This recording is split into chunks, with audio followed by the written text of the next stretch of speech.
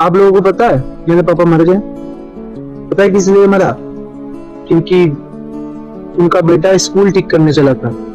এই ছেলেটার চিনুন, এই ছেলেটার নাম হলো আব্দুল, ওয়েস্ট বেঙ্গল বাঁকুড়া জেলার ছেলে। 15 আগস্টে তার বাবা এই দুনিয়া থেকে চলে গেছে, মানে মারা গেছে। কে মারলো? বিজেপির নেতা খেতারা। কেন? এই ছেলেটা খুব বড় একটা আতঙ্কবাদী কাম করেছে।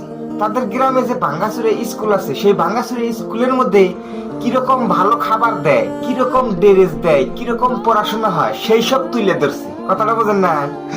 কারণ আপনারা তো জানেনই, বর্তমান ওয়েস্ট বেঙ্গলে তৃণমূল কংগ্রেস থাকাকালীনও সেম এইরকমই ছিল, এখনো এরকমই আছে ওয়েস্ট বেঙ্গলের সরকারি স্কুলের অবস্থা। তাহলে এই সব খবরই যে তুলে ধরবে, সে তো আতঙ্কবাদী হবে না?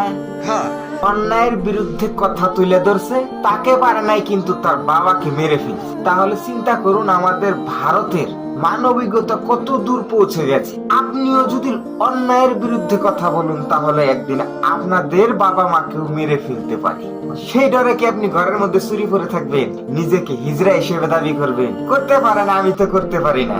অন্যায়ের প্রতিবাদ করতে গিয়ে যদি আমার বাবা মাকেও এই দুনিয়া থেকে চলে যেতে হয়, আমাকেও চলে যেতে হয়, যাব, অসুবিধা নাই। কিন্তু অন্যায়ের প্রতিবাদ করেছি, করব এবং করতে থাকবো ইনশাআল্লাহ তাআলা। একটা সত্য কথা বলবো, ওয়েস্ট বেঙ্গলে বিজেপি জিতার পরে মুসলমানের হাতে কিছু কিছু হিন্দু ভাইয়েরা এত ঘৃণা করে, যদি ঘৃণের মধ্যে গন্ধ থাকলো নি, এতদিন আমরা মুসলমানেরা এবি মইরা শেষ হয়ে গেলেন।